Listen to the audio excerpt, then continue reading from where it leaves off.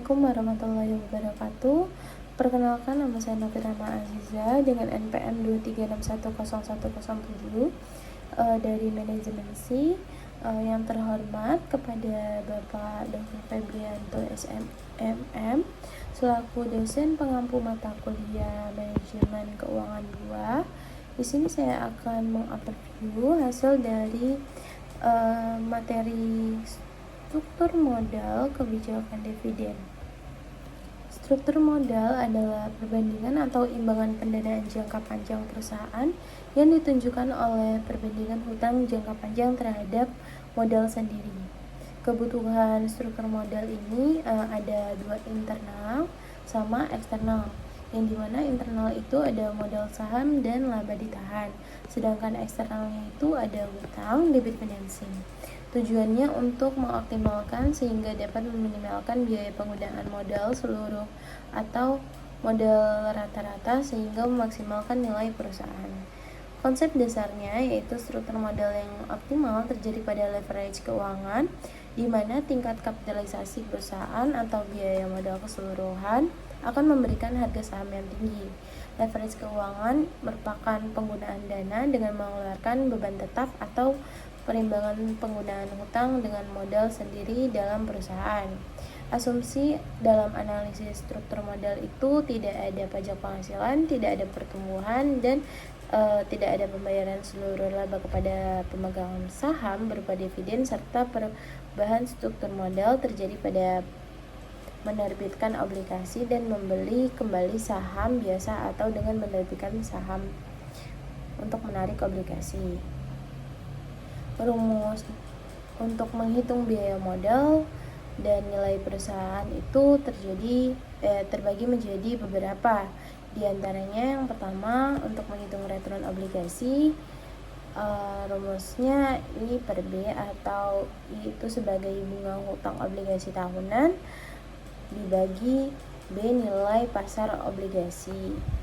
Yang kedua, menghitung return saham biasa, itu E atau laba untuk memegang saham biasa dibagi dengan S nilai saham biasa yang beredar.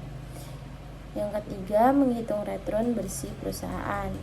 K sama dengan O atau laba operasi bersih dibagi V total nilai perusahaan.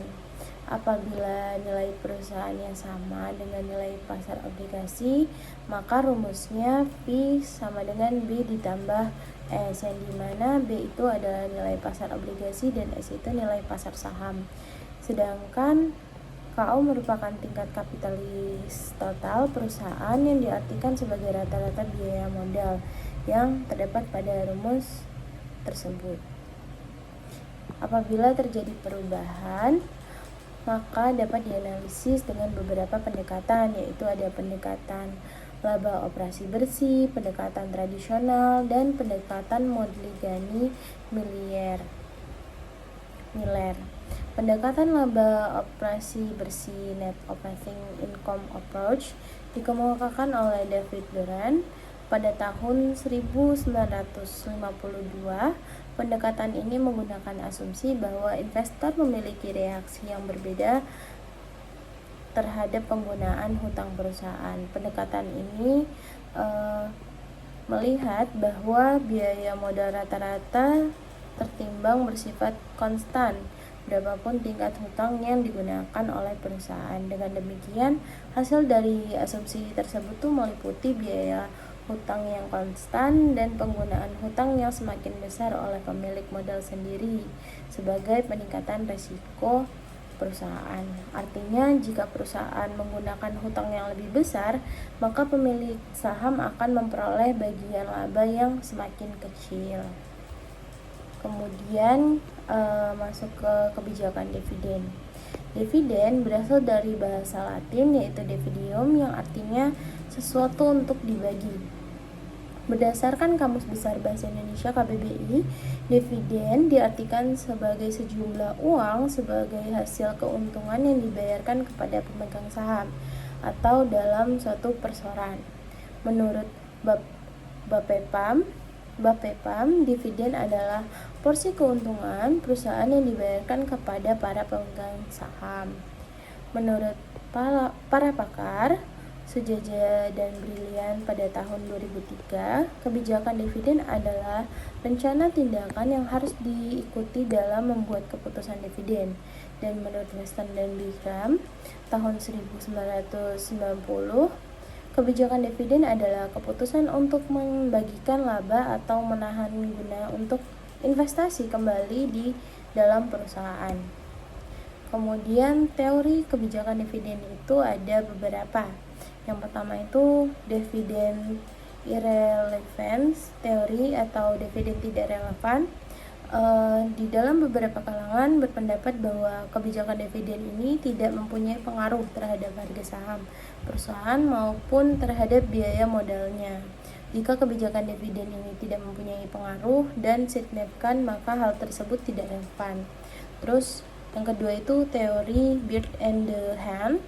Teori ini dikemukakan oleh Marion Gordon pada tahun 1959 dan John Linter tahun 1956 yang berpendapat bahwa ekuitas atau nilai perusahaan akan turun apabila rasio pembayaran dividen itu dinaikkan karena pada investor kurang yakin terhadap penerimaan keuntungan modal atau capital gain yang dihasilkan dari laba yang ditahan dibandingkan seandainya para investor menerima dividen. Dan yang ketiga itu ada teori prevensi pajak. Itu ada 3 alasan yang berkaitan dengan pajak untuk beranggapan bahwa investor mungkin lebih menyukai pembagian dividen yang rendah daripada yang tinggi, yaitu keuntungan modal dikenakan tarif itu lebih rendah daripada pendapatan dividen. Terus pajak atas keuntungan tidak dibayarkan sampai saham itu terjual sehingga ada efek nilai waktu, dan jika selembar saham dimiliki oleh seorang sampai ia meninggal sama sekali tidak ada pajak keuntungan modal yang terhutang.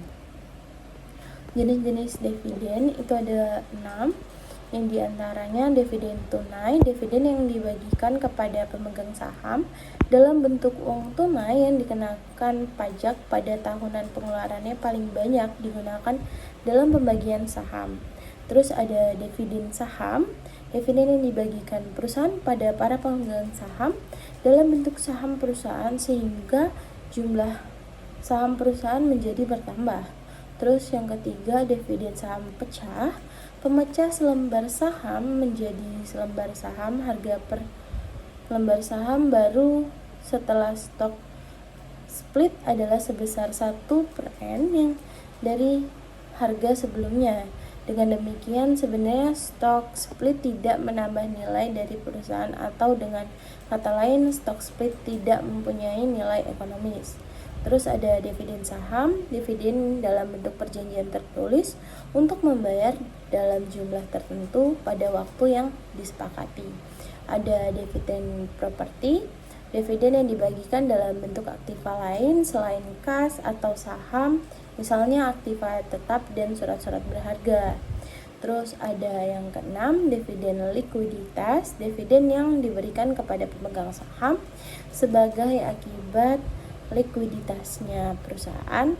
Dividen diperoleh dari selisih antara nilai realisasi aset perusahaan yang dikurangi semua kewajibannya. Bentuk-bentuk kebijakan dividen, yang pertama ada kebijakan dividen yang stabil, itu jumlah pembayaran dividen itu tetap sama besarnya dari tahun ke tahun meskipun perusahaan mengalami kerugian sehingga jumlah dividen itu tetap dibayar tetap. Terus yang kedua ada kebijakan dividen payout ratio yang stabil, jumlah dividen akan berubah sesuai dengan jumlah laba bersih. Tetapi rasio antara dividen dan laba ditahan itu tetap. Dividen yang dibayar berfluktuasi bergantung besarnya keuntungan bagi pemegang saham. Terus yang ketiga itu ada kebijakan kompromi, suatu kebijakan dividen yang terletak antara kebijakan per saham yang stabil dan kebijakan dividen payout ratio yang konstan ditambah dengan presentasi tersebut pada tahun yang mampu menghasilkan laba bersih yang tinggi. Terus juga ada kebijakan residual apabila suatu perusahaan menghadapi kesempatan investasi yang tidak stabil, maka manajemen menghendaki agar dividen hanya dibayar ketika laba bersih itu bersih. Terus ada beberapa faktor yang mempengaruhi kebijakan dividen itu. Ada dividen out ratio industri yang dimana perusahaan itu berada. Terus ada kesempatan investasi, profitabilitas dan likuiditas. Terus ada akses ke pasar keuangan. Terus ada pertumbuhan pendapatan perusahaan. Terus stabilitas pendapatan, preferensi pemegang saham, ketersediaan dan biaya alternatif sumber dana, pembatasan dan pemberian kreditur, dan harapan mengenai kondisi bisnis pada umumnya. Kesimpulannya dari hasil materi ini, struktur modal dan kebijakan dividen adalah dua aspek yang krusial yang dalam manajemen keuangan perusahaan itu saling mempengaruhi. Terus struktur modal merupakan perbandingan antara utang jangka panjang dan modal itu sendiri, bertujuan mengoptimalkan komposisi pendanaan agar biaya modal itu rata minimal dan nilai perusahaan itu maksimal. Perusahaan itu harus cermat dalam menentukan proporsi hutang dan modal karena penggunaan utang yang berlebih dapat meningkatkan resiko dan tuntutan keuntungan yang lebih tinggi daripada pemilik modal. Kebijakan dividen merupakan keputusan perusahaan terkait pembagian laba kepada pemegang saham dan menahannya untuk investasi kembali. Faktor seperti profitabilitas, likuiditas, kesempatan investasi, dan preferensi pemegang saham mempengaruhi kebijakan ini. Terdapat berbagai bentuk kebijakan dividen seperti dividen stabil, payout ratio stabil, kompromi, dan kebijakan residual masing-masing yang implikasi terhadap percayaan investor dan harga saham. Terus juga hubungan antara struktur modal dan kebijakan dividen tercermin dalam berbagai keputusan pendanaan mempengaruhi kemampuan membayar dividen, dan sebaliknya kebijakan dividen juga mempengaruhi kebutuhan pendanaan masa depan. Pengelolaan yang tepat atas keduanya itu sama-sama penting untuk menyeimbangkan risiko dan pengembalian serta peningkatan nilai perusahaan di mata pemegang saham dan investor.